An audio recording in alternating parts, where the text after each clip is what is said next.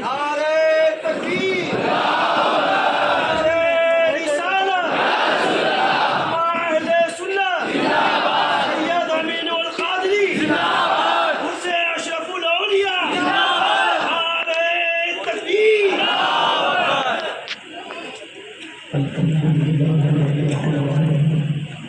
والعاقبة للمتقين والصلاة والسلام على سيدنا المرسلين وعلى آله وصحبه الطيبين الطاهرين أما بعد فأعوذ بالله من الشيطان الرجيم بسم الله الرحمن الرحيم الذي خلق الموت والحياة ليبلوكم أيكم أحسن عملا صدق الله العظيم وصيام النبي صلى الله عليه وسلم إبليين مددين كابرين مددين انتظار کرنے مستمدین عیدہ خدا جو خدا پیو خدا لا مددین بکتا بلا لا لا تشکیل گئی ماما شکستہ را بشوی بہمی خاطر اسمان نور مدد کن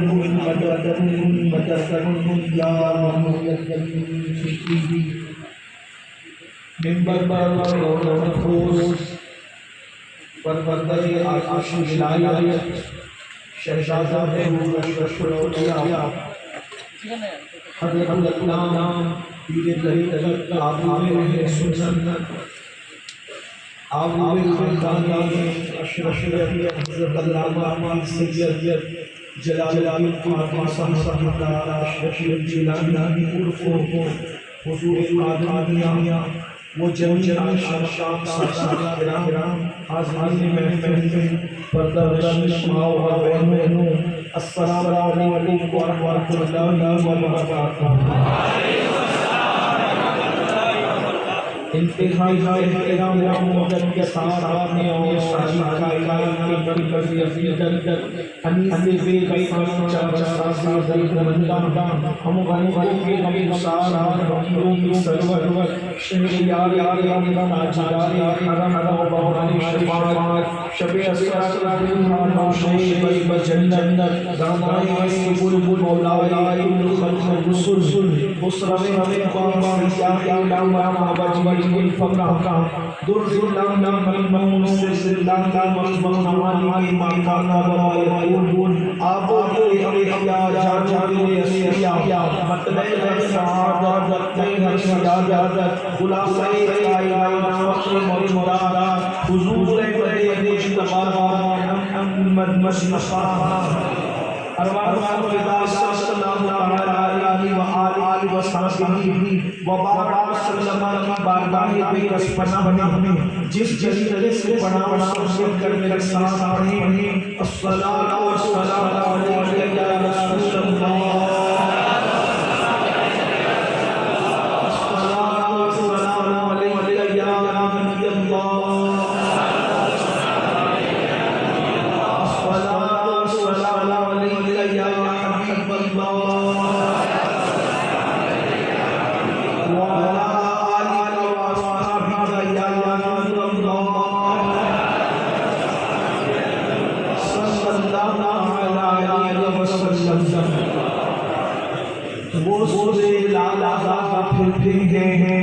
تیرے اے بہار پھرتے ہیں جو تیرے در سے یار پھرتے ہیں در بر رنگ خوار پھرتے ہیں اس گلی کا دامن میں جس میں مان کے تاجدار پھرتے ہیں پھول کیا یادوں میری آنکھوں میں دش دش طیبہ کے خواب پھرتے ہیں چاند ہے چاند کیا نظر آئے کیوں عدل بغار پھرتے ہیں رکھے جیسے ہیں خانہ ساز میں ہم مول مول آئے پیار پھرتے ہیں آہا کل عیش کو ہم بھی آج وہ بے قرار پھرتے ہیں ہائے غافل وہ کیا جگہ ہے جہاں پانچ چاچے ہیں چار پھرتے ہیں اور کوئی یوں پوچھے تیری بات رضا اس سے کہتے ہزار پھرتے ہیں آج محفل شہزادہ نور مخلوق استثناء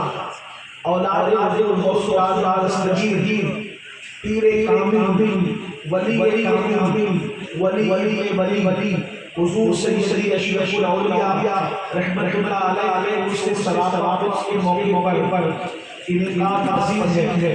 اللہ تبارک و تعالی اور آپ کی حاضری کو قبولیت کا شرف عطا فرمائے. وقت کا ہے تھوڑی دیر کے لیے آیت کریمہ سلسلے کی تلاوت کی گئی ہے. اس سلسلے میں کچھ معلومات پیش کرنے کی سعادت نصیب کی جا رہی ہے. اللہ پاک مجھے کہنے میں آپ سب کو حکم کر اس پر عمل کرنے اور اسے عام کرنے کی توفیق عطا فرمائے. اللہ تبارک و تعالی نے فلسفہ کو حیا بیان فرمایا.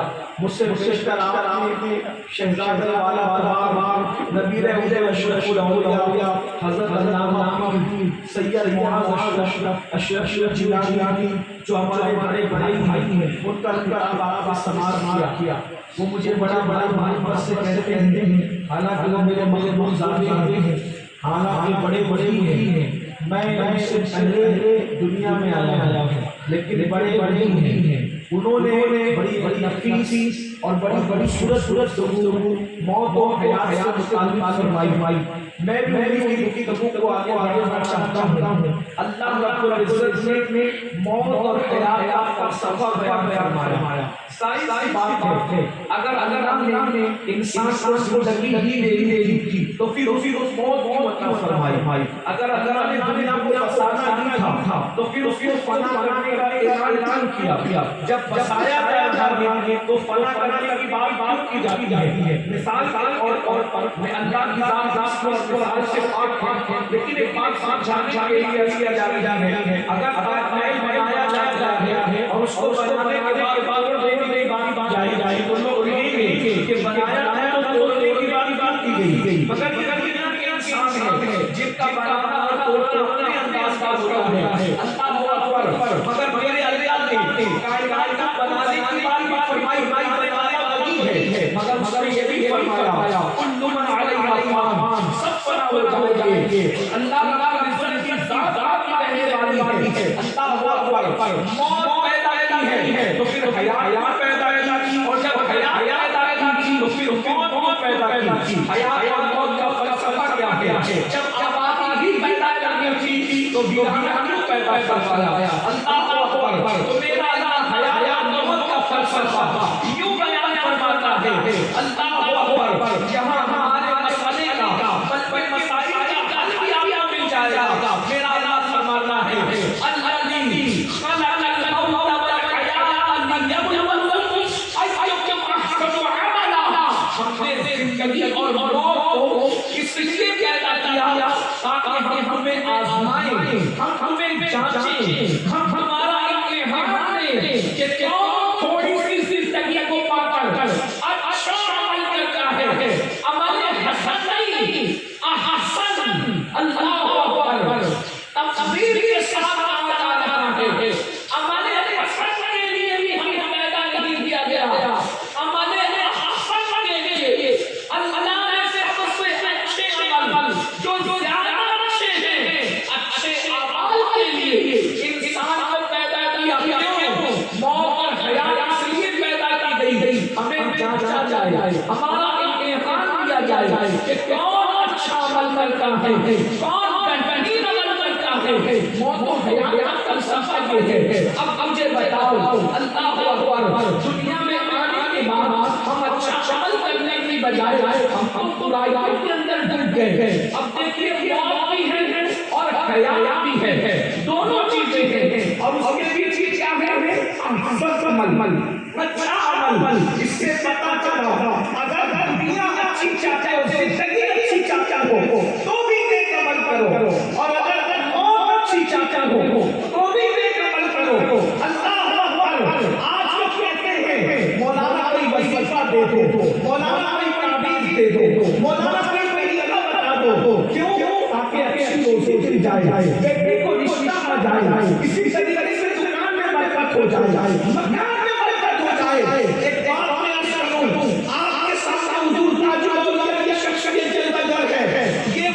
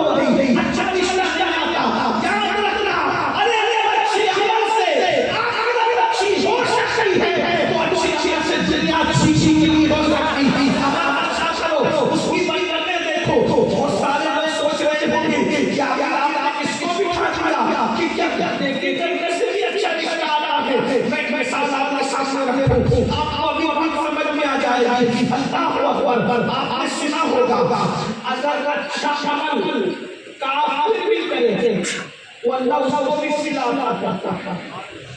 تھوڑا کم کر دیں آواز ایسے کھولتے سے اس کو چھوڑ کے کم کر دیں اس کو تاکہ لوگ صرف سن سکیں میری بات پہنچ جائے. ایکو جو ہے وہ ناکھاں کے لیے ضروری ہوتا ہے ہمارے لیے, اس کو بہت ہلکا کر دیتا ہوں ورنہ یہ سمجھ نہیں پا رہے ہیں. بہت ساری باتیں ایسی کان کے اوپر سے چلی جا رہی ہے. ابھی مجھ سے بیشتر جو لوگ بول رہے تھے ایک کو اتنا زیادہ تھا کہ کچھ باتیں سمجھ میں نہیں آ رہی. بات سمجھ میں آنی چاہیے. مقصد تکلیف کا یہ ہے. ایک بار سب مل کر بلند آواز سے درود شریف پڑھیں. علی حبیبک خیر الخلق کلہم صلاۃ و سلام علیک یا سیدی یا رسول اللہ صلاۃ و سلام علیک یا جد الحسن والحسین وعلی آلک و اصحابک یا جد الغوث الثقلین. امید ہے مائیں اور بہنیں بھی یہاں موجود ہیں. اچھا عمل جسے ہم نیکی کہتے ہیں, نیکی اتنا ثمر والا درخت ہے, ایسی پھل لانے والی چیز ہے کہ اگر کافر بھی نیکی کرے تو اللہ اس کو بھی محروم نہیں رکھتا, اللہ کافر کو بھی نیکی کا صلہ عطا کرتا. لیکن چونکہ وہ کافر ہے اس لیے اس کی نیکی کا صلہ اس کو دنیا میں ملتا ہے. وہ بھی اس میں اللہ رب العزت کی طرف سے کوئی کٹوتی نہیں ہے. آخرت میں کافر کو صلہ کیوں نہیں ملتا؟ اس لیے کہ وہ آخرت کو مانتا ہی نہیں. یہ بھی اس کا عمل ہے. وہ آخرت کو نہیں مانتا ہے تو اللہ کہتا ہے تو دنیا کو مانتا ہے, تیری نیکی کا صلہ میں صرف دنیا میں دوں گا چونکہ تو آخرت کو مانتا نہیں ہے. لیکن مومن کی شان یہ ہے کہ اللہ رب العزت اس کی نیکی کا صلہ اس کو دنیا میں بھی عطا کرتا ہے اور آخرت میں بھی عطا فرمائے گا. مگر نیکی کتنی بڑی چیز ہے. اللہ کا دشمن اگر نیکی کرے اللہ اس کو بھی صلہ دیتا ہے. جو خدا دشمن کو نیکی کا صلہ عطا کرے وہ خدا اپنے بندوں کو کتنا صلہ عطا کرتا ہوگا. غور فرمائے, نیکی کی اہمیت کو سمجھو, نیکی کی اہمیت کو سمجھو. نیکی کیا ہے؟ اللہ کے رسول فرماتے ہیں البر لا یبلا والذنب لا ینسا والدیان لا یموت اعمل ما شئت کما تدین تدان. اور کما قال علیہ الصلوۃ والسلام, نیکی کبھی پرانی نہیں ہوتی. نیکی کوئی کرے نیکی نیکی ہے. نیکی کبھی پرانی نہیں ہوتی. شرابی کرے, کبابی کرے, جھوٹا کرے, مکار کرے, کوئی نیکی کرے, حتیٰ کہ نیکی اگر دکھاوے کے لیے کی جائے تو اللہ اس کا صلہ بھی ضائع نہیں فرماتا. میں بہت ذمہ داری سے کہہ رہا ہوں کیونکہ یہاں شریعت اور طریقت کا سنگم ہے. نیکی اگر دکھاوے کے لیے کی جائے تو اللہ اس کو بھی ضائع نہیں کرتا. مطلب کیا؟ جس نے دکھاوے کے لیے نیکی کی, مطلب پیسہ دیا تاکہ لوگ مجھے سخی کہیں, تو اللہ اس کے اس مقصد کو بھی پورا کر دیتا ہے کہ تو نے سخی کہلانے کے لیے چندہ دیا, پوری دنیا میں تجھے سخی کہلوا دوں گا. تو نے نمازی کہلانے کے لیے نماز پڑھی, پوری کائنات میں تجھے نمازی کہلوا دوں گا. تو نے مجاہد کہلانے کے لیے اپنے آپ کی جان دے کر کے شہید ہوا, پوری کائنات میں تجھے مجاہد کہلوا دوں گا. تو نے علامہ کہلانے کے لیے تقریر کی, پوری دنیا میں تجھے علامہ کہلا دوں گا. یعنی اگر تو نے جس مقصد کے لیے نیکی کی ہے وہ مقصد تجھے پورا کر دوں گا. لیکن جس نے اللہ کے لیے نیکی کی کہ اللہ راضی ہو جائے تو اللہ اس کے راضی بھی ہو جاتا ہے.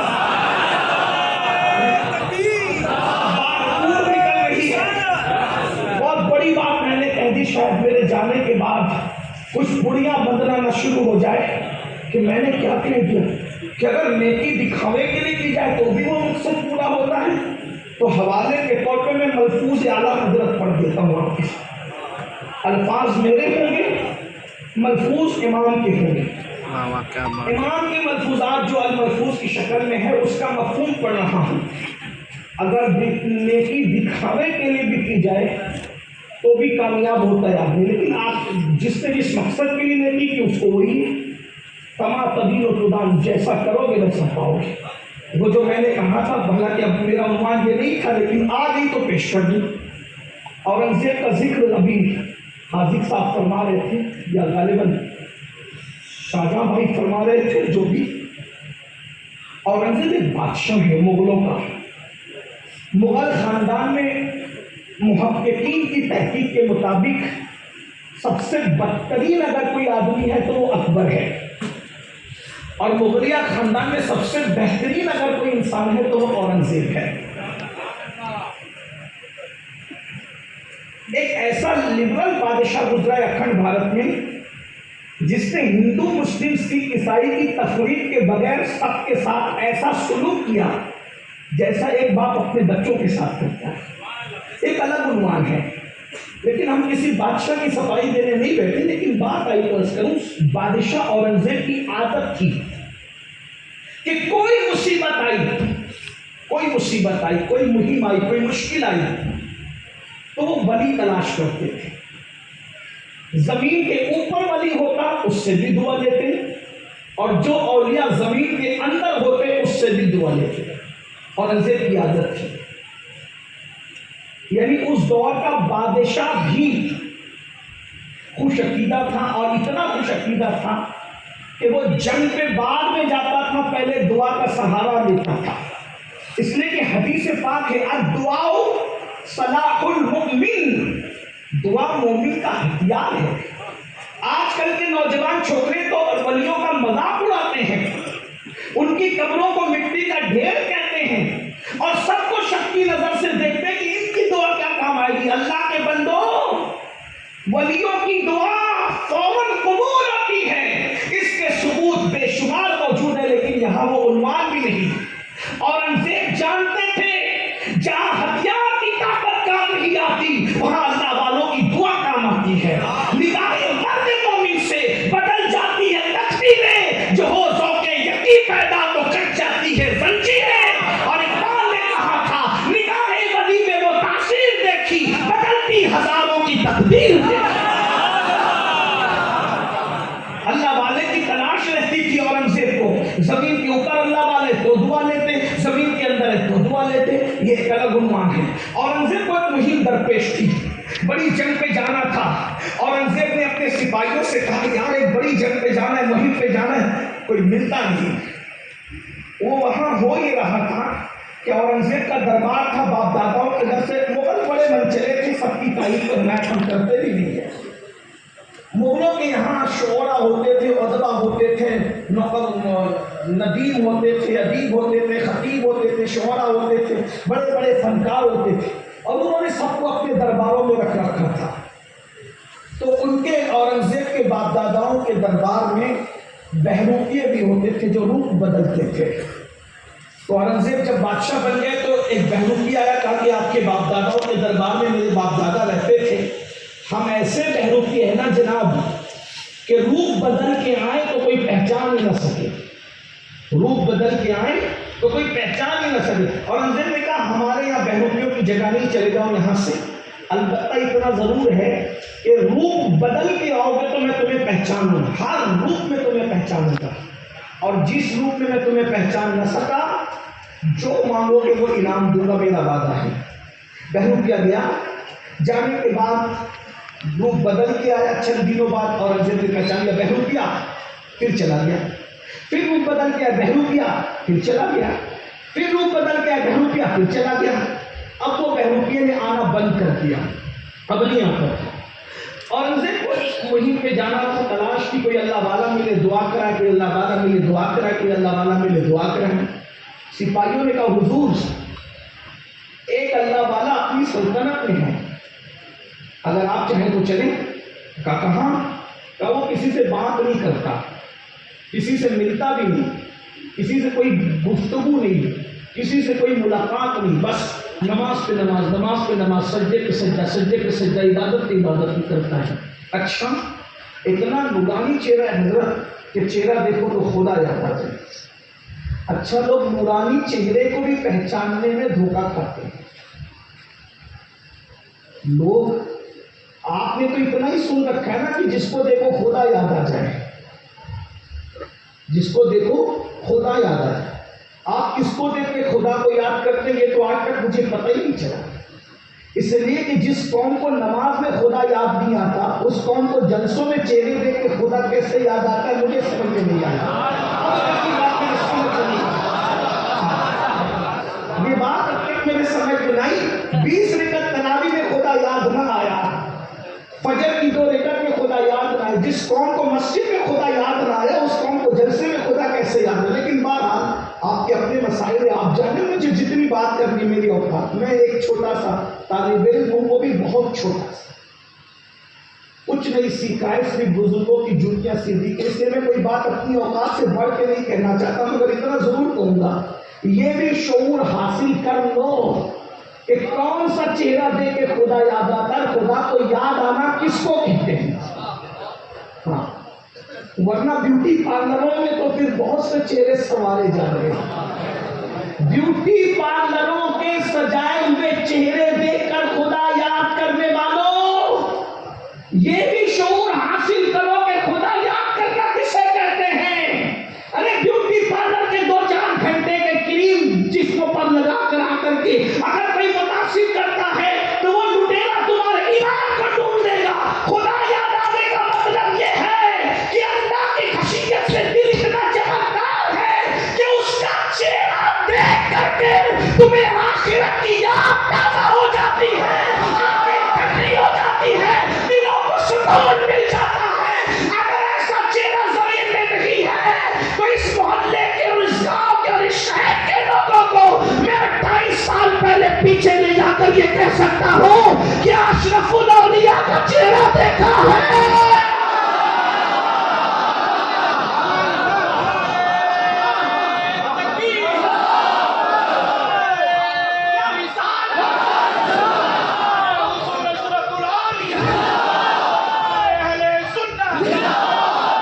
یہی تو ماتم کی بات ہے کہ جس قوم کو مسجد میں خدا یاد نہیں آتا اس کو جلسوں میں کس طریقے بات.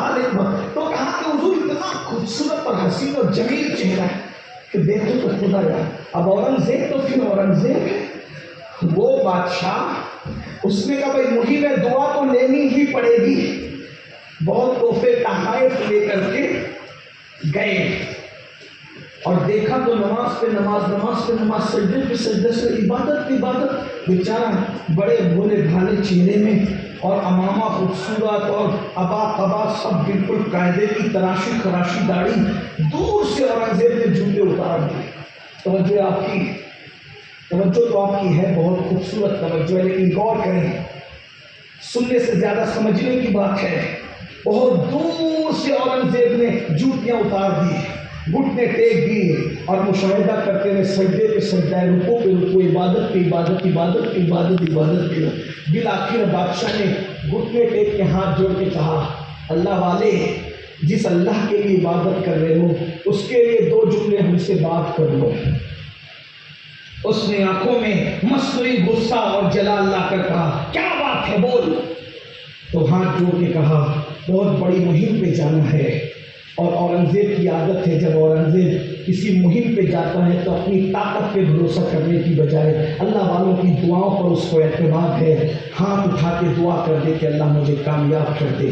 اس نے ہاتھ اٹھا کر دعا کرنے کی بجائے امامہ سر سے اتارا اور امامہ سر سے اتار کے کہا پہچانا, پہچانا. اورنگزیب کی آنکھوں میں خون اتر آیا. آپ پہچانا. میں نے کہا تھا نا میں تجھے دھوکہ دوں گا اور تو مجھے نہیں پہچانے گا, میں وہ بہروپیہ ہوں. کہا لیکن میں تجھے ہر روپ میں پہچان سکتا تھا. مذہب کے روپ میں بھی کوئی دھوکہ دے گا یہ اورنگزیب کو کبھی خیال بھی نہیں گزرا تھا. میں اب تو پہچان گیا تجھے, لیکن مجھے یہ خیال نہیں تھا کہ یہ لباس نماز کے لباس میں, مذہب کے لباس میں, مسلک کے لباس میں, مشرق کے لباس میں, اہل اللہ کے لباس میں بھی کوئی دھوکے باز ہو سکتا ہے. مجھے یہ تصور بھی نہیں گزرا تھا, تو کبھی کبھی تصور کر بھی نہیں سکتے. لیکن چونکہ میں نے وعدہ کیا تھا کہ اگر تو مجھے دھوکہ دے لے گا جو مانگے گا تجھے دیں گے. مانگ کیا مانگتا ہے, مانگنے کیا مانگتا ہے. اس کی آنکھوں میں آنسو تھے. اورنگزیب اب کچھ نہیں مانگتا, اورنگزیب اب کچھ نہیں مانگتا. کیوں؟ اسی مانگنے کے لیے بیچ میں جبرن کیے تھے نا. اب وہ کیوں کچھ نہیں مانگتا؟ کم مجھے خود آج پتا چل گیا جب تجھے دھوکہ دینے کے لیے میں نے نماز پڑھی. جب میں نے تجھے بھئی یہی تو تھا نا کہ میں تجھے دھوکہ دے دوں گا. جب میں نے تجھے دھوکہ دینے کے لیے نیک عمل کیا تو اس کا صلہ میں دیکھ رہا ہوں کہ اکڑ بھارت کا بادشاہ گھٹنے ٹیک کر میرے سامنے ہاتھ جوڑ کر کے کھڑا ہے. یہ دکھاوے کے عمل کا نتیجہ ہے. ارے جب میں نے دکھاوے کے لیے عمل کیا تو اکڑ بھارت کا بادشاہ ہاتھ جوڑ کے گھٹنے ٹیک کر میرے قدموں میں آ گیا. اگر میں نے عمل اللہ کو راضی کرنے کے لیے کیا ہوتا تو اللہ مجھے کیا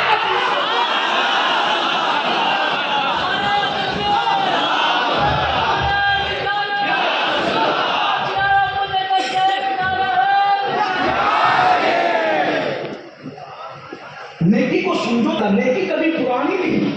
میرے بھائی بہروپیاں نیکی کرے تو بادشاہ قدموں میں آتا ہے. اگر انسان اللہ کے لیے نیکی کرے تو نیکی پھر کہاں پہنچاتی ہے؟ ذرا غور تو کریں. نیکی کی اہمیت سمجھو. ہم پیسوں کی محبت میں ڈوب گئے. اللہ کی محبت میں کب آؤ گے؟ نیکیوں کی طرف رغبت کب کرو گے؟ تو میں نے ایک اعلان کیا تھا ابھی تھوڑی دیر پہلے کیا کہ نیکی اگر کافر کرے تو بھی اللہ صلہ دیتا ہے. بیٹی کا رشتہ کوئی چیز نہیں میرے بھائی. جب نیکی سے اللہ ملتا ہے تو بیٹی کو رشتہ کیوں نہیں مل سکتا؟ جب نیکی سے اللہ ملتا ہے تو روزی کیوں نہیں مل سکتی؟ جب بیٹی سے اللہ ملتا ہے اور جنت ملتی ہے تو اچھے مکانات دنیا میں کیوں نہیں مل سکتے؟ کوئی نیکی کر کے تو دیکھے. میں نے بات کہی بچیاں بہنیں بھی بیٹیاں بھی موجود ہیں کہ کیا نیکی سے اچھا رشتہ ملتا ہے؟ میں نے کہا کافر بھی نیکی کرے تو بھی ملتا ہے. ایک کافر ہے اس کی 3 پوتیاں ہیں. کتنی؟ بولے کتنی؟ 3 پوتیاں ہیں. ایران میں رہتا ہے. اس کافر کو دنیا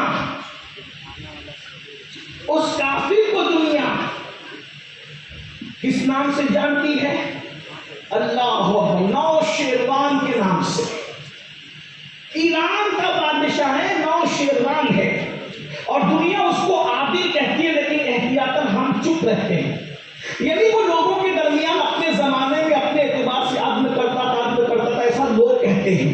توجہ کریں، غور کیجیے. کافر تھا، عدل کرتا تھا ایسا لوگ کہتے ہیں. اس کی 3 پوتیاں تھیں. اس کا بیٹا تھا جس کا نام تھا یزدجرد. اس کو یزدگرد بھی کہتے ہیں ایرانی لب و لہجے میں. عربی میں یزدجرد کہتے ہیں. ایرانیوں کی جنگ ہوئی مسلمانوں کے ساتھ. ایرانی جنگ ہار گئے اور لشکر لاؤ لے کر کے چھوڑ کر بھاگ گئے. کچھ قتل ہو گئے. ان کی ساری عورتیں قیدی ہو گئی. توجہ، ان کی ساری عورتیں قیدی ہو گئی. قیدی بننے میں اس کے گھر کی بیٹیاں بھی آ گئی. وہ جو بیٹیاں قیدی بن کر کے آئی بہت خوبصورت تھی. سونے میں ندی ہوئی تھی، زیورات میں ندی ہوئی تھی. جب وہ کنیز بن کر کے آئی ہے مسجد نبوی کے اندر تو فاروق اعظم کی نظر پڑی. فاروق اعظم نے فرمایا یہ 3 خوبصورت لڑکیاں جو بہت حسین ہیں لگی ہوئی ہے زیورات میں، یہ کس کی بیٹیاں ہیں؟ اور ان پر خوف نہیں ہے، یہ بے خوف ہے، نڈر ہے، ان کی الگ انفرادیت ہے، یہ سب سے ہٹ کر ہے. تو کسی نے کہا یہ نو شیروان کی پوتیاں ہیں اور یہ یزدجرد کی بیٹیاں ہیں، کنیز بن کر کے آئی ہیں. فاروق اعظم نے کہا بیچ دو اور بیچ کر کے رقم لاؤ اور مسلمانوں کے بیت المال میں جمع کرا دو. مولا علی کھڑے ہوئے، فرمایا نہیں، ایسا نہیں ہوگا. اللہ کے رسول علیہ السلام نے ہمیں بتایا جو عالم کفر میں عزت والے سمجھے جاتے ہو اسلام میں بھی اس کو عزت دی گئی ہے. یہ بیٹیاں یزدجرد کی بیٹیاں ہیں، آپ مجھے دے دیں یا رقم لے لیں. کہا آپ کیا کریں گے؟ آپ نے کبھی کنیزوں کو اہمیت نہیں دی، آج ان کنیزوں کو کیوں اہمیت دے رہے ہیں؟ کہا بڑے گھرانے کی بیٹیاں دنیاوی اعتبار سے تو بڑے گھرانے کی بہویں بھی بنانا چاہتا ہوں. تو کہا کیسے بناؤ گے؟ کہا ایک کو تینوں بہنوں میں سے ایک کو عمر کی بہو بناؤں گا، ایک کو ابو بکر کی بہو بناؤں گا اور ایک کو رسول اللہ کی بہو بناؤں گا. پھر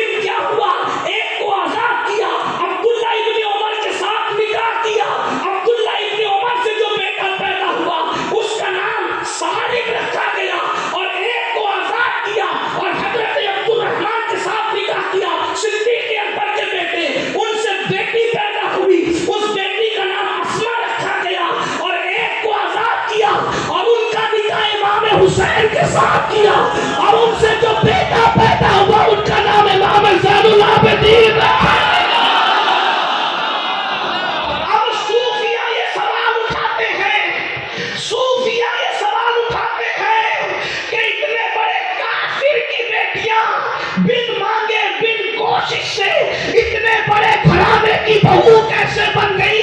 کیا کسی نے رشتے کے لیے محنت کی؟ کیا کسی نے رشتے کے لیے کوشش کی؟ کسی نے رشتے کے لیے بھاگ دوڑ کی؟ ایک عمر ابن خطاب کی بہو، ایک صدیق اکبر کی بہو، ایک رسول اللہ کی بہو، بولو بن محنت کے یہ رشتے چل کے آئے کیسے؟ تو دادا لوگوں کے کہنے کے مطابق لوگوں میں عدل کرتا تھا.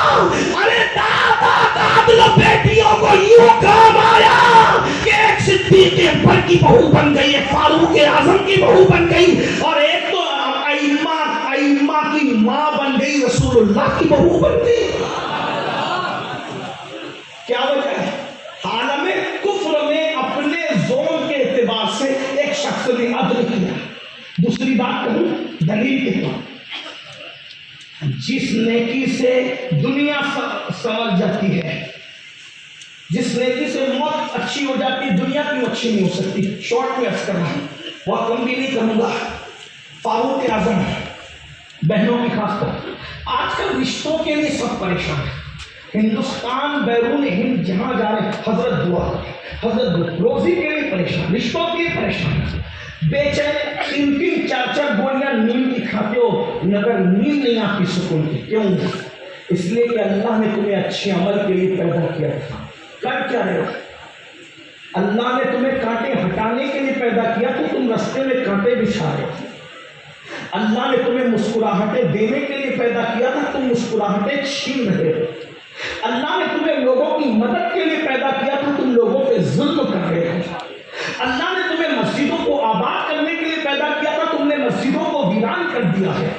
اللہ نے تمہیں لوگوں کے ساتھ حسن اخلاق سے پیش آنے کے لیے پیدا کیا تھا، تم لوگوں کے ساتھ بد اخلاقی کر رہے ہو. خود بھوکے رہ کر کے لوگوں کو کھانا کھلانے کے لیے اللہ نے پیدا کیا تھا، تم دوسروں کا لقمہ چھین کر کے کھا رہے ہو. اس لیے تمہاری دنیا بھی جہنم بن چکی ہے، اور جس قوم کی دنیا جہنم بن جائے پھر اس قوم کی آخرت کا کیا حال ہوگا اس کا وہ اچھی طریقے سے اندازہ کر لیتے ہیں. آپ یہی تو پڑھتے ہیں نا تھوڑی دیر میں بارش ہونے والی ہے. یہ تھوڑی دیر میں بارش کا اندازہ کیسے چلتا ہے؟ بارش بعد میں آتی ہے، ٹھنڈی ٹھنڈی ہوائیں پہلے چلتی ہے، ٹھنڈی ہوائیں بتاتی ہے کہ میرے پیچھے بارش ہے. ایسا ہی ہے نا اللہ اکبر. اور جب گرم ہوائیں چلتی ہے تو آپ کہتے ہو انقریب آندھی آنے والی ہے، انقریب طوفان آنے والا ہے. ٹھنڈی ہوائیں بارش کا اعلان کرتی ہے، گرم ہوائیں طوفان کا اعلان کرتی ہے. اب مجھے بتاؤ جب تمہارے اعمال کی وجہ سے راتوں کی تاریکیوں میں نرم نرم گدوں پہ لیٹ کر زنا کی فلمیں دیکھنے والوں تمہیں چین کی نیند آئے گی، تمہیں سکون کی نیند آئے گی. سود کے لقمے اپنے حلق کے نیچے اتارنے والوں، وہ سود جو سور کھانے سے بھی بدترین جرم ہے. سور سے نفرت ہے، سود سے تمہیں نفرت نہیں ہے. بتاؤ جب تمہارے پیٹ میں سود کے لقمے ہوں گے تو تمہیں چین کی نیند کیسے آئے گی؟ بچوں کو چوری کا کھلایا، بچوں کو ڈکیتی کا کھلایا، بچوں کو حرام کھلا کر ان کا خون تیار کیا. جس خون میں بچپن سے حرام ہو وہ بچے ماں باپ کے وفادار کیسے ہوں گے؟ وہ بچے ماں باپ کے فرما بردار کیسے ہوں گے؟ بڑھاپے کی دہلیز پر پہنچنے کے بعد جب اپنی جوانی میں تمہارے بچے تمہیں لات مارتے ہیں تو کیا کہتے ہو؟ صاحب دعا کر دو میرا بچہ سنور جائے. سنورنے کا راستہ تم نے کون سا چھوڑا ہے میرے بھائی؟ جس کا خون حرام سے بنا ہو، جس نے بچپنے سے دودھ بھی پیا ہے تو اس ماں کا دودھ پیا ہے جس کے پیٹ میں حرام تھا. جس کا خون اور گوشت حرام کی روٹی سے پرورش پایا. جو حرام کھا کے پلتے ہیں نہ کبھی وہ ماں باپ کے وفادار ہو سکتے، نہ کبھی ملک کے ہو سکتے، نہ کبھی ملت کے ہو سکتے. اصلاح معاشرہ کے جلسے صرف انقلاب پیدا نہیں کر سکتے جب تک ہمارے لقموں کی اصلاح نہ ہو. حرام روپیہ جیب میں لے کر حلال چیزوں کی تحقیقات کرنے کے لیے نکلے ہو، کرانہ دکان پہ ملاوٹ کر رہے ہو، تیل میں ملاوٹ، دودھ میں ملاوٹ، جھوٹ بول کے دھندا کرتے ہو. کسی کا لے لیا، لے کے ہڑپ کر لیا. پھر داڑھی بڑھا لی، سر پہ ٹوپی رکھی. یاد رکھنا اللہ کے رسول علیہ السلام نے یہاں اشارہ کر کے کہا تھا التقویٰ ہاں ہونا، تقویٰ یہاں ہے. اور ہمارا تقویٰ کہاں ہے؟ یہاں ہے. رسول اللہ نے کہا تقویٰ یہاں ہے اور ہمارا تقویٰ یہاں ہے. میں تمہیں دھوکہ دے سکتا ہوں تقوی کی باتیں کر کے، تم مجھے دھوکہ دے سکتے ہو، اللہ کو دھوکہ نہیں دے سکتے. وہ علیم بذات الصدور ہے. جب ہم گفتگو کرنے بیٹھتے تو ولی قطب اور ابدال کی طرح گفتگو کرتے. ہماری تنہائیاں کیسے ذرا بتاؤ. صوفیہ کہتے ہیں اچھے انسان کی پہچان یہ ہے کہ اس کی تنہائی اچھی ہو. اپنی تنہائی ذرا ایک بار چیک تو کرو میرے بھائی. نوجوانوں سے لے کے بڈھوں تک کو پوچھتا ہوں کہ ذرا اپنی تنہائی چیک کرو کہ تنہائی میں کرتے کیا.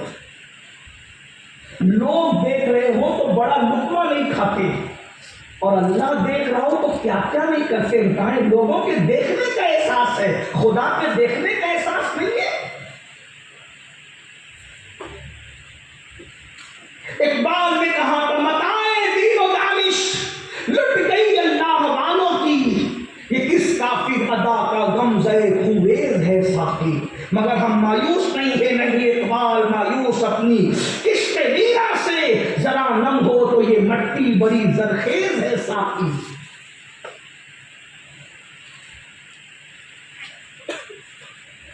نسلیں تباہ ہو رہی ہے، گناہوں نے ہماری زندگیوں کو برباد کر دیا ہے. اپنی تنہائیاں بہتر کیجیے. مجھے نہیں معلوم کون کیا دیکھتا ہے کیونکہ ہم کو ہے بھی کچھ نہیں، لیکن اتنا ضرور دیکھو کہ اپنی تنہائیاں کیسی ہے. بیٹیوں سے، بہنوں سے، ماؤں سے بھی پوچھتا ہوں تنہائیاں کیسی. کوئی دیکھ رہا ہو تو قوم کی بیٹیاں برقع پہن لیتی ہیں، اور جب کوئی دیکھنے والا نہیں ہو تو پھر کیا کیفیت ہے. اس قوم کی بیٹیاں بیوٹی پارلر تک جا رہی ہیں جس قوم کی بیٹیوں کو مسجد جانے کی اجازت نہیں ہے. تھوڑا توجہ کریں، غور کریں. میں کوئی شاید آپ کی خوشی کی بات نہیں کہہ پا رہا ہوں، کہوں گا بھی نہیں. مجھے بس اتنی تمنا ہے کہ کاش یاد راضی ہو جائے. اللہ کی خوشی کی بات چند جملوں میں کہنا چاہتا ہوں. وہ ذرا بتائیں اسے، دیندار بنتے ہو، مسجدوں کے ذمہ دار ہو، مدرسوں کے ذمہ دار ہو، سماج کے ذمہ دار ہو، داڑیاں بڑھا لی، ہر سال حج ہے، ہر سال عمرہ ہے، حاجی صاحب، نمازی صاحب، یہ صاحب وہ صاحب. کبھی سوچا کہ میرے گھر کی بیٹی بیوٹی پارلر جا رہی ہے، مجھے شرم نہیں آتی، حیا نہیں آتی، غیرت نہیں آتی، جبکہ میری بیٹی کو مسجد جانے کی اجازت نہیں ہے. جس قوم کی بیٹی کو مسجد جانے کی اجازت نہیں، وہ قوم کی بیٹی اگر بیوٹی پارلر جا رہی ہے تو اس باپ کا کیا ہوگا قیامت میں. وہ بیٹی ولیمے میں جا رہی ہے دوپٹے کو مفلر بنا کر، دوپٹے مفلر بنے ہوئے. یہ مولویوں کو کیا سمجھتا ہے؟ یہ دقیانوسی بات کرتے پرانے دور کی. یاد رکھنا، تو نے دنیا کی کتاب پڑھی ہے اور مولوی نے اللہ کی کتاب پڑھی ہے. دنیا کی کتاب پڑھنے والے میں، دنیا کی کتاب میں اور اللہ کی کتاب میں جتنا فرق ہے اتنا ہی فرق کچھ بھی اور مولوی کے درمیان ہے. بیٹیاں دوپٹوں کو مفلر بنا چکی ہیں، بیٹیاں ولیمے میں بے پردہ جا رہی ہے، شادیوں میں بے پردہ جا رہی ہے، میتوں میں بے پردہ جا رہی ہے. اور اب تو تماشا یہ ہے کہ عاشور کے دن سنگار کر کے مسلمانوں کی بیٹیاں جلوسوں میں نکل رہی، سنگار کر کے. جس دن شہر والوں کا سہاگ اجڑ گیا، جس دن سیدہ سکینہ کے سر سے باپ کا سایہ اٹھ گیا، جس دن عباس پاک کے غازی عباس کے بازو ختم کر دیے گئے، عباس کے بازو نکال دیے گئے، جس دن معصوم 6 مہینے کے علی اصغر کے حلق پر تیر چلا، اس دن عاشقان اہل بیت کی بیٹیاں بن سمر کر کیا تمہارے حوصلے اور کیا تمہارا عشق نبی اور آل نبی ہے. میں اپنی بہنوں سے کہتا ہوں اتنا عشق نبی اور آل نبی تمہارے سینوں میں ہے کہ علی اصغر کی معصوم گردن پہ جس دن تیر چلا اس دن تیری سنگھار کرنے کی ہمت کیسے ہوئی؟ اگر یہی عشق اہل بیت ہے تو اللہ تمہیں کبھی وہ دن نہ دکھائے، کبھی اپنے بیٹے کی میت پر بھی تو کسی دن ایسا سنگار کر کے دکھا تو ہم جانے کہ آپ کو کتنا عشق ہے۔ اور کوئی روکنے والا بھی نہیں ہے، کوئی ٹوکنے والا بھی نہیں ہے، اور جو روکتے ٹوکتے ان کو کیا کہتے ہیں؟ یہ یزیدی ہے، بلکہ یزیدی نہیں بھی کہتے ہیں، یہ یزیدی ہے، یہ تمہارا معیار ہے، علمی معیار ہے، عشق کا معیار ہے۔ اللہ کے بندوں ذرا غور کرو، ذرا سوچو، اللہ کے سچے رسول صادق و مصدوق صلی اللہ علیہ وسلم نے فرمایا جنت کے دروازے پر میں نے شب معراج ایک عبارت لکھی ہوئی دیکھی۔ اللہ کے حبیب فرماتے ہیں کہ میں نے لکھا ہوا دیکھا کہ جنت دیوس پر حرام ہے، حرام۔ تو صحابہ کرام نے پوچھا یا رسول اللہ یہ دیوس کسے کہتے ہیں؟ تو آقا ارشاد فرماتے ہیں جس کے گھر کی عورتیں بے پردہ گھومیں اور وہ منع نہ کرے، وہ دیوس ہے، دیوس۔ اللہ نہ اس کی نمازیں قبول کرتا ہے، نہ دعائیں قبول کرتا ہے، نہ فرض قبول کرتا ہے، نہ نفل قبول کرتا ہے، وہ دیوس ہے، اس پر جنت کی خوشبو بھی حرام ہے۔ کہیں دیوس تو نہیں بن گئے؟ یہ اللہ کے رسول فرمانے، ہم تو صرف نقل کر رہے، ہمیں اپنی بات کرنے کا کوئی حق نہیں۔ تو بہرحال بات دور چلی گئی، کیا کر رہا تھا؟ رشتوں کی بات چل رہی تھی۔ فاروق اعظم کا دور ہے، دور فاروقی میں فاروق اعظم نے اعلان کیا دودھ میں پانی ملا کر نہیں بیچا جائے گا۔ اور پھر فاروق اعظم چیک کرنے کے لیے نکلتے بھی تھے، گلی گھومتے تھے، تلاش کرتے تھے کہ لوگوں کا حال کیا ہے، لوگوں کی کیفیت کیا ہے، لوگوں کا کیا معاملہ ہے۔ تو اچانک رات کی تاریکی اور سناٹے میں فاروق اعظم نے ایک آواز سنی، بوڑھی آواز تھی، کپ کپی تاریکی کا، بیٹی جلدی سے دودھ میں پانی ملا تو اس سے پہلے کہ صبح ہو جائے۔ جب بوڑھی آواز نے رات کا سناٹا توڑا تو ایسے میں جوان آواز اپنی رانائیوں کے ساتھ کانوں سے ٹکرائی کہ امی تمہیں پتا نہیں کہ امیر المومنین نے دودھ میں پانی ملا کر بیچنے سے منع فرمایا ہے؟ بوڑھی عورت نے کہا کہ امیر المومنین تیرا ابھی سو رہا ہوگا، اس کو اپنی خود کی خبر نہیں ہوگی، تیری کیا خبر ہے؟ امیر المومنین نہیں دیکھ رہے، ملا دے پانی۔ اس لڑکی نے کہا نہیں، امیر المومنین نہیں دیکھ رہا ہے مگر اللہ تو دیکھ رہا ہے نا۔ بس یہ بات امیر المومنین کے دل پہ اتنا اثر کر کے اتنی نیک بچی آپ نے دیوار پہ نشان بنا دیا، دیوار پہ نشان بنایا اور چلے گئے۔ صبح اپنے بیٹوں کو بلا کے کہا میں بوڑھا ہو گیا ہوں، اب نکاح نہیں کر سکتا، اب شادی نہیں کر سکتا، تم میں سے کون ہے جو اس لڑکی سے شادی کرے جو رات کی تنہائی میں بھی یہ تصور رکھتی ہے کہ اللہ اسے دیکھ رہا ہے؟ ایک بیٹے نے کہا ٹھیک ہے ابا جان میں نکاح کر لوں گا، اور اس کے بعد صبح کو گئے، خود رشتہ امیر المومنین کے گھر کا رشتہ چل کر آیا۔ توجہ آپ بیٹیوں کی توجہ، بہنوں کی توجہ۔ امیر المومنین 3 بر اعظموں پر حکومت کرنے والا امیر المومنین بلا شرکت غیر 3 بر اعظموں کا حاکم کسی کی کٹیا میں چل کر جا رہا ہے رشتہ لے کر اپنے بیٹے کے لیے۔ کیوں؟ اس لیے کہ نیکی کی طاقت کتنی ہے، تقوی کی طاقت کتنی ہے، پرہیزگاری کی طاقت کتنی ہے۔ میرے بھائی بڑے سے بڑے وزیر کے نام پہ جلسہ ہوتا تو رات کے 2 بجے یہاں کوئی نہیں بیٹھتا۔ یہ اشرف الاولیاء کے تقوی کی طاقت ہے کہ تمہیں بھی بٹھا رکھا ہے اور مجھے بھی بٹھا۔ آپ نیکی کو سمجھتے کیا ہے؟ آپ تقوی کو سمجھتے کیا؟ بہت پاورفل ہے تقوی، بہت پاورفل ہے نیکی، نیکی کی طاقت بہت بڑی ہے۔ امیر المومنین خود رشتہ لے کر کے گئے، غریب کی کٹیا میں رشتہ ہو گیا، صرف اسی میں بات ختم نہیں ہوئی، رشتہ ہو گیا۔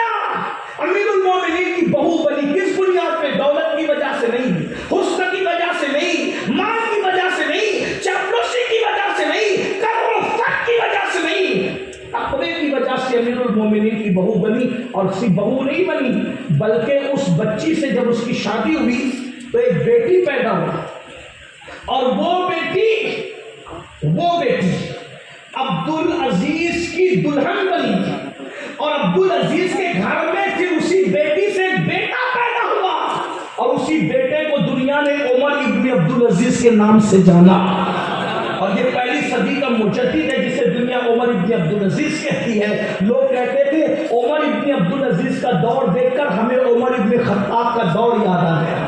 خلافت راشدہ کی نشاط ثانیہ کر دی اس شخص نے، وجہ نانی کا تقوی ماں کو پہنچا، اور ماں کے تقوی کی برکت نواسے تک پہنچ گئی۔ غور فرمائے، یہ تقوی کی برکت، یہ غور فرمائے۔ تو اللہ فرماتے ہیں الذی خلق الموت والحیات لیبلوکم ایکم احسن عملا. ہم نے موت اور زندگی کو اس لیے پیدا کیا تاکہ تمہیں آزمائیں کہ کون تھوڑی سی زندگی پا کر اچھا عمل کرتا ہے. میرے بھائی اچھا عمل کرو، زندگی خوبصورت ہو جائے گی، اور جس کی زندگی خوبصورت ہو گئی اس کی موت بھی خوبصورت ہوگی. بس دو جملے کہہ کے اپنی بات ختم کرنا چاہتا ہوں. میرے بھائی جب زندگی اچھی سے مراد کیا؟ نرم گدا میرے نزدیک اچھی زندگی نہیں ہے. کسی کہنے والے نے کہا تھا سو جاتے ہیں فٹ پاتھ پہ اخبار بچھا کر، مزدور کبھی نیند کی گولی نہیں کھاتے. نرم گدوں سے پیسوں کے بل پہ نرم گدے خریدے جا سکتے ہیں، سکون کی نیند نہیں خریدی جا سکتی. اچھی زندگی کیا ہے؟ اچھی زندگی کو ایک جملے میں بیان کر دوں. اچھی زندگی کا مطلب یہ ہے جو اللہ کو پسند ہو.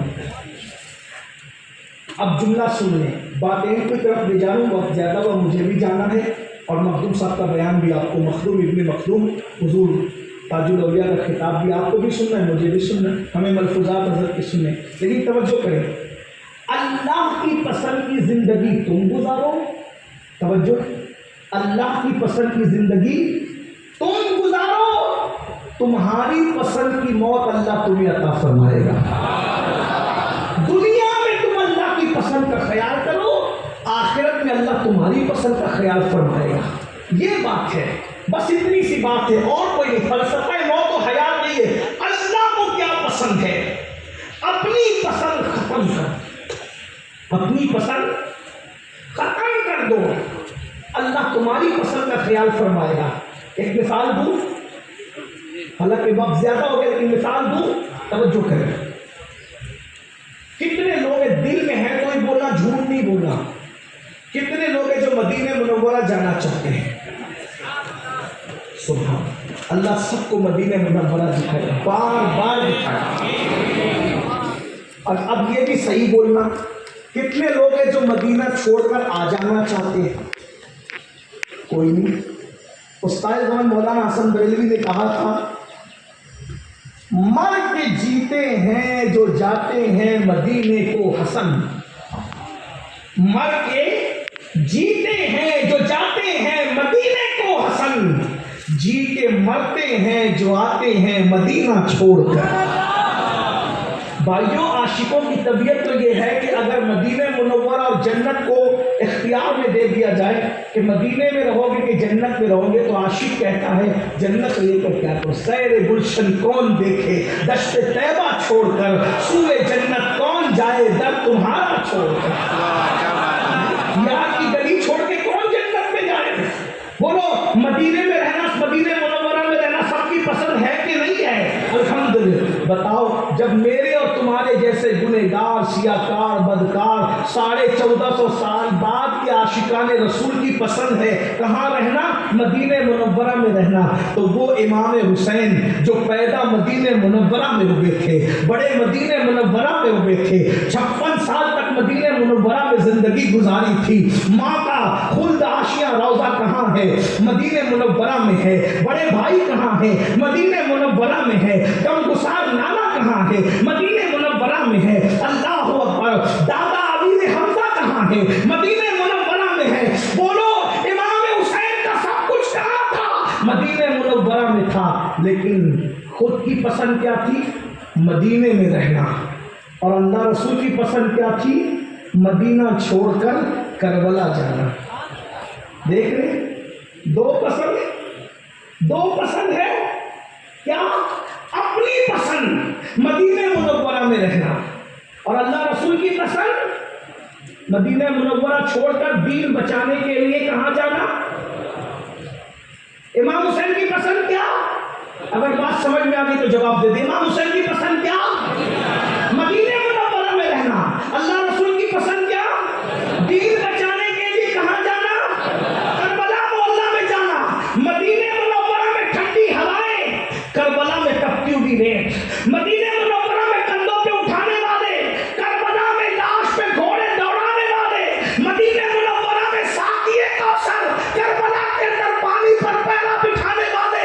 بولو، راحتیں یہاں تھی، مصیبتیں وہاں تھی، لیکن امام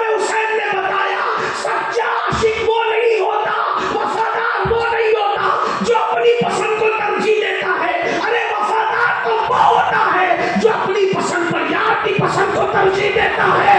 امام حسین نے کہا میری پسند ہے مدینہ منورہ میں رہنا, اللہ رسول کی پسند ہے مشن اور دین بچانے کے لیے کربلا میں جانا میری پسند ہے, راحتیں اللہ رسول کی پسند ہے, مصیبتیں میری پسند ہے, ساقی کوثر اللہ رسول کی پسند ہے, فرات کے کناروں پر پیرا بٹھانے والوں سے مقابلہ کرنا. امام حسین نے اپنی پسند کو قربان کر دیا تو اللہ نے انعام یہ دیا, حسین تو نے دنیا میں میری پسند پر اپنی پسند کو قربان کر دیا, میں نے جو چاہا وہ تو نے دنیا میں کیا, اب تو جو چاہے گا وہ تیرے ساتھ کیا جائے گا. ارے قبروں کے نشان مٹ جاتے ہیں لیکن جب تک دنیا رہے گی تیرا گنبد و مینار چمکتا رہے گا, ہر محلے میں تیری نسلیں آباد رہے گی, ہر جگہ تیرا ذکر آباد رہے گا. اللہ اکبر. دوستوں سے بھی تیرے ڈنکے بجواؤں گا اور دشمنوں سے بھی درود ابراہیم پڑھوا کر کے تیرے ذکر کرواؤں گا.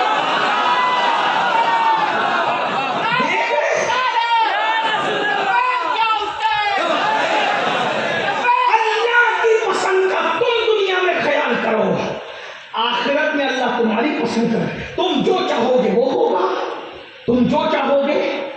بلکہ آپ کو بتاؤں دنیا میں چند دن رہنا ہے اور آخرت میں اشرف العلماء نے چند دن کی, اشرف الاولیاء نے چند دن کی زندگی میں اللہ کے مشن کا خیال ہے نا دورہ کرتے رہے. بلکہ مجھے تو احباب نے بتایا کہ جب حضور قادری میاں مرتضی العلی بوقت وصال سرہانے نہیں تھے تو یہاں کے مریدین چاہتے تھے کہ آپ کی طبیعت زیادہ موت کے قریب لگتی ہے تو آپ کے شہزادے کو بلائیں. مرتے وقت تو کون نہیں چاہتا کہ بیٹا سرہانے کھڑا رہے, کون نہیں چاہتا بھائی. لیکن حضور اشرف الاولیاء نے کیا فرمایا, نہیں, وہ اللہ کے مشن پر ہے, ان کو وہی رہنے دو. غور فرمائیں, توجہ فرمائیں. جس کو اپنی جان اور اولاد سے زیادہ اللہ کا مشن پیارا تھا. اور یہ جو مخدوم اشرف مشن ہے نا, یہ تو نام مخدوم اشرف کا ہے, مخدوم اشرف کا مشن خود اللہ رسول کا مشن ہے. اور یہاں مجھے یاد آیا اس گھرانے کی فکر اس گھرانے میں آج تک موجود. جب حضور محدث اعظم کی چوتھویں رحمت اللہ علیہ مدینہ منورہ سے نکلنے لگے تو آپ نے بھی حسینی فکر کو آواز دیتے ہوئے کہا تھا, مدینے کے کچھ کام کرنا ہے سید, مدینے کے کچھ کام کرنا ہے سید, مدینے سے میں اس لیے جا رہا ہوں, مدینے سے میں اس لیے جا رہا ہوں. میرے بھائیوں, تو اللہ کی پسند کی زندگی گزارو, بستر پہ لیٹو, اللہ کو یاد کرو. نرم نرم گدوں پہ زنا کی فلمیں دیکھنے کی بجائے تصور کرو کہ ایک دن مجھے قبر میں بھی لیٹنا ہے. فجر کی نماز میں سوتے پڑے رہتے وقت یہ بھی تصور کرو کہ مجھے قبر میں پہلی رات گزارنی ہے. اپنی پسند کی زندگی گزارو گے تو قبر اتنی خطرناک ہے کہ ایک ہاتھ کو دوسرا ہاتھ سجائی نہیں دے گا, اور اللہ کی پسند کی زندگی گزارو گے تو قبر اتنی خوبصورت ہے کہ جتنا مدینے جانے میں مزہ ہے اس سے زیادہ مر جانے میں مزہ ہے. کیونکہ مدینے جاؤ تو صرف گنبد نظر آتا ہے اور مر جاؤ تو گنبد والا نظر آتا ہے. آج پھولے نہ سمائیں گے کفن میں آسی, آج پھولے نہ سمائیں گے کفن میں آسی, قبر کی شب ہے کس گل سے ملاقات کی. اللہ کی پسند کی زندگی گزارو, اللہ کی پسند نماز ہو, عبادت ہو, کسی پہ ظلم نہیں ہو, جھوٹ نہیں ہو, مکر نہیں ہو, فریب نہیں ہو. اللہ پاک فرماتا والحافظون لحدود اللہ, جو اللہ کی حدوں کی حفاظت کرتے ہیں. وبشر المؤمنین, اللہ نے ان کو دنیا میں بھی بشارت عطا کی, خوشخبری, آخرت میں بھی. یاد رکھو زندگی کو انجوائے کرنا ہے, اس کا پورا لطف لینا ہے, گناہ چھوڑ دو. جس دن گناہ چھوڑ دو گے اس دن پتا چلے گا. بس آخری بات بس کر دوں میرے عزیز, نماز سے اتنے دور ہو گئے, کیا تمہیں خیال نہیں آتا کہ اللہ نے سجدے کا حکم دیا, معلم الملائکہ جب اس نے سجدہ نہیں کیا تو اللہ نے اس کو شیطان بنا کر جنت سے باہر کر دیا. تم تو پوری زندگی سجدہ نہیں کر رہے ہو، اللہ تمہیں کیا بنائے گا کبھی سوچا؟ غور کیا کریں، غور کیا کریں۔ معلم الملائکہ یعنی فرشتوں کا استاد، ایک عزیز نے مجھ سے کہا وہ معلم الملائکہ نہیں تھا، میں نے کہا امام المتکلمین علامہ نقی علی خان علیہ رحمہ جو اعلیٰ حضرت کے استاد بھی اور ابا بھی ہیں، انہوں نے اپنی کتاب تفسیر علم نشرہ میں اس کو معلم الملائکہ لکھا ہے۔ اتنے بڑے محقق نے لکھا تو بغیر تحقیق کے تو نہیں لکھا۔ فرشتوں کا استاد، ایک سجدہ نہ کر کے جنت سے باہر کیا گیا، اور ہم سجدہ چھوڑ کر کے گھر کو جنت دیکھنا چاہتے ہیں، دنیا کی زندگی کو جنت دیکھنا چاہتے ہیں۔ میرے عزیز، میرے بھائی، نماز کی پابندی کیے بغیر کوئی خوشی آپ کو نہیں مل سکتی۔ میں تو آخری بات بس کرنے چلا تھا، لیکن مجھے مسلم شریف کی ایک حدیث یاد آئی، اجازت دے تو اس کو پیش کر تو مختصر ہے۔ مسلم شریف کی حدیث ہے جس کا مفہوم یہ ہے، اللہ کے رسول صلی اللہ علیہ وآلہ وسلم نے ارشاد فرمایا کہ میرا دل چاہتا ہے کہ میں کسی کو کہوں کہ اذان دے، اور کسی کو کہوں کہ وہ نماز پڑھا دے، اور میں محلے میں نکل جاؤں اور ان کے گھروں کو آگ لگا دوں جو لوگ مسجد میں نماز پڑھنے کے لیے نہیں آئے۔ حضور کس کے گھر کو آگ لگانا چاہتے ہیں؟ کس کے گھر کو؟ تو مسجد میں نماز پڑھنے کے لیے، بے نمازی کی بات نہیں کر رہا ہوں ابھی، آپ نے بات جواب تو صحیح دیا لیکن اس کے آگے پہنچیے۔ بے نمازی کی بات نہیں کر رہا ہوں، جو مسلمان جماعت سے نماز نہیں پڑھتے، بلا عذر شرعی جماعت چھوڑتے، حضور کہتے ہیں میں ان کے گھر کو آگ لگا دینا چاہتا ہوں۔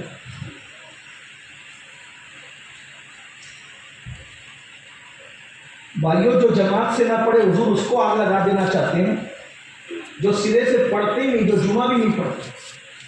اب ہم کیا کہنے لگے؟ مولانا کیا نماز کی اہمیت ہے، دیکھو حضور علیہ السلام ان کے گھر کو آگ لگا دینا چاہتے ہیں جو مسجد میں نہیں آتے۔ میں نے کہا صرف یہ بات نہیں ہے، ستاروں کے آگے جہاں اور بھی ہے۔ اس حدیث کو دوسری حدیث سے سمجھو۔ ام المومنین سیدہ طیبہ طاہرہ سیدہ عائشہ صدیقہ رضی اللہ تعالیٰ عنہا فرماتی ہیں کہ میں دیکھتی ہوں، کیا دیکھتی ہوں؟ کہ اللہ اپنے محبوب کی چاہت کو پورا کرنے میں بڑی جلدی کرتا ہے۔ توجہ، اما عائشہ پاک کیا کہہ رہی ہیں؟ میں دیکھتی ہوں کہ اللہ محبوب کی چاہت کو پورا کرنے میں، ارے محبوب کی دعا کی قبولیت تو بہت بڑی چیز ہے۔ محبوب دعا نہ مانگے، صرف چاہ لے، صرف چاہ لے، تو اللہ ان کے چاہنے پر کیا کرتا ہے؟ 4 رکعت نماز کی نیت کی، نگاہ آسمان کی طرف اٹھی، تانا دینے والے بدبخت تانا دے رہے ہیں کہ دین نیا نہ آئے، پرانا قبلہ مسجد اقصی استعمال ہو رہا ہے، کاش کہ بیت المقدس کی بجائے میرے دادا کا بنایا ہوا کعبہ قبلہ ہو جائے۔ حضور نے کہا نہیں، چاہا، 4 رکعت اللہ نے پوری ہونے نہیں دی، گویا کہ کہا جا رہا ہے محبوب ہماری عبادت بعد میں پوری ہوگی، پہلے تیری چاہت پوری کی جائے گی۔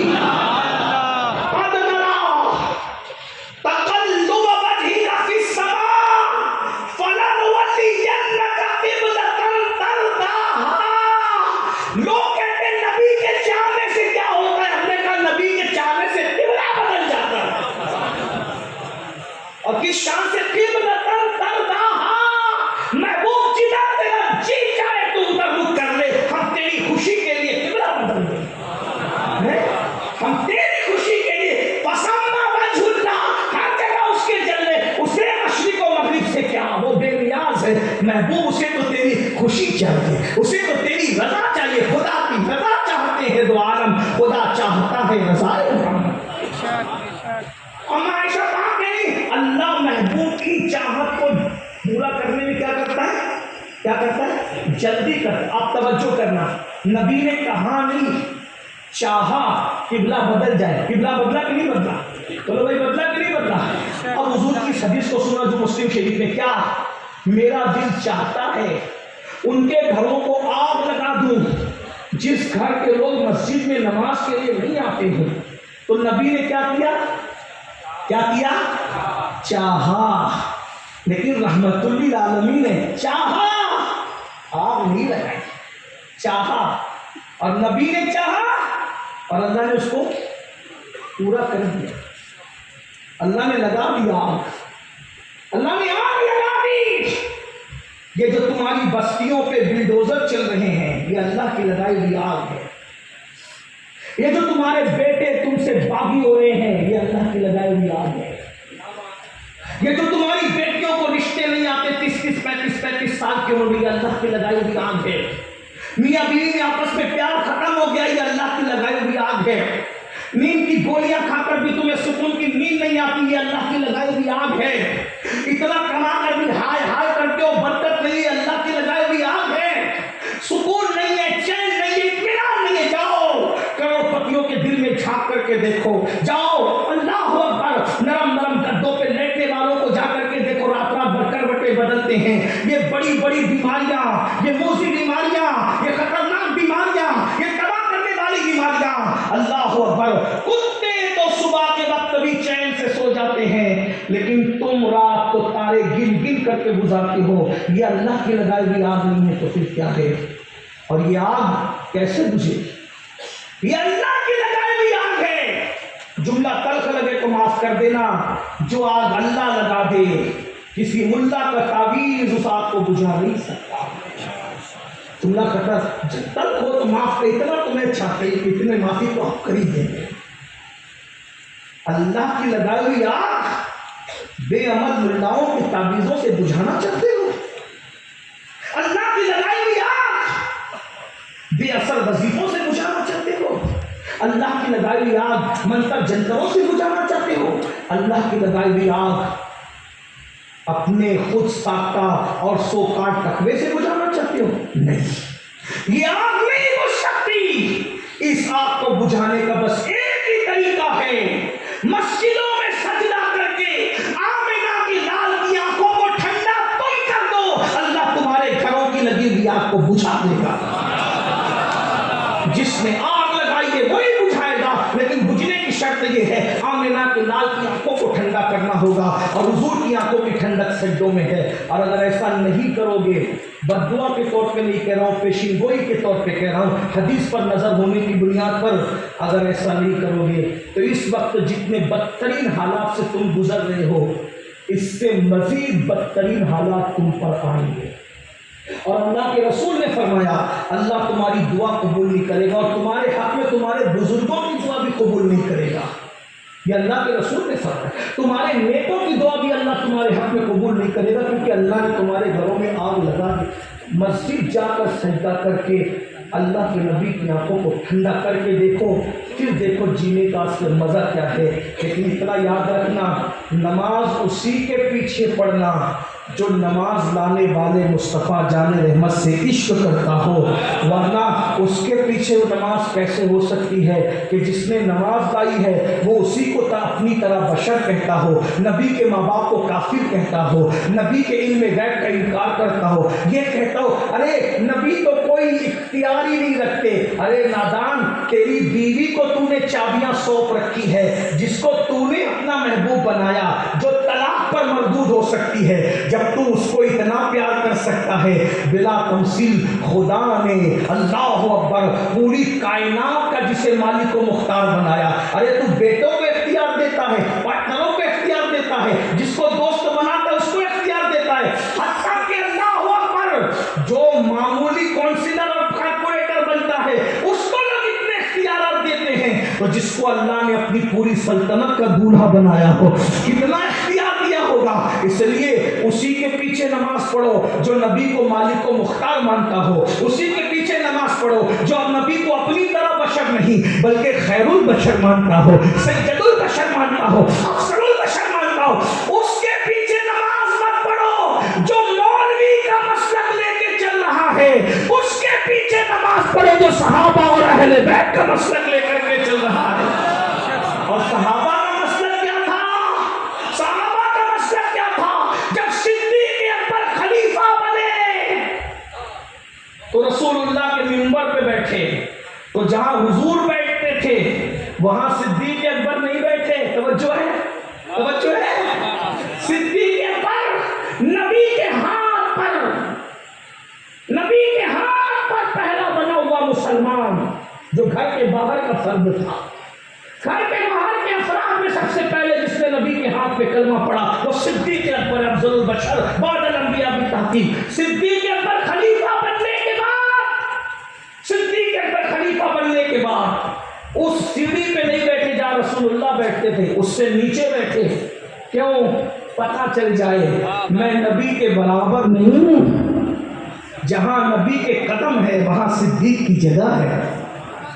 یہ مسلک ہے. اور پھر صحابہ کا مزید مسلک بیان کر دوں. فاروق اعظم خلیفہ بنے تو جہاں صدیق بیٹھتے تھے وہاں نہیں بیٹھے، صدیق اکبر کے قدموں میں بیٹھے. لیکن جب عثمان غنی کا دور آیا تو رسول اللہ جہاں بیٹھتے تھے وہاں جا کر بیٹھ گئے. تو کسی نے پوچھا آپ وہاں واپس کیوں گئے؟ تو کہا اگر ابو بکر 3 ہی زینے ہیں، چوتھا تو ہے نہیں. اگر ابو بکر کے زینے پہ بیٹھوں گا تو لوگ ابو بکر کے برابر سمجھیں گے، اس لیے میں ابو بکر والے زینے پہ نہیں بیٹھا. اور عمر کے زینے پہ بیٹھوں تو لوگ عمر کے برابر سمجھیں گے. میں وہاں جا کر کے بیٹھ گیا جہاں برابری کا تصور ہی نہیں ہے. یہ صحابہ کا مسلک ہے. ابو بکر اپنے برابر نہ سمجھے، عمر اپنے برابر نہ سمجھے، عثمان اپنے برابر نہ سمجھے. اور یہ 8 سال میں پتہ نہیں کیا کیا پڑھ کر کے آ گیا. کہتا ہے نبی ہماری طرح ایسی باتیں تو نہ. تو لیکن میں ان کو کچھ نہیں کہتا، اس وقت اتنا کہتا ہوں اس کے پیچھے نماز پڑھو جو نماز لانے والوں کا ادب جانتا ہے. اس کے پیچھے نماز نہ پڑھو جو نماز لانے والے کی تعظیم ہی نہیں جانتا. اس لیے کہ ہمارا مسلک تعظیم ہے، توقیر ہے. اللہ اکبر، اللہ کی سرتاب قدم شان ہے. یہ انسان ہی انسان، وہ انسان ہے. یہ قرآن تو ایمان بتاتا ہے انہیں. ایمان یہ کہتا ہے میری جان ہے. یہ دوران گفتگو کوئی غلطیوں کو اللہ تعالیٰ معاف کر دے. استغفر اللہ ربی ان ربی لغفور رحیم وما علینا الا البلاغ. السلام علیکم ورحمۃ اللہ.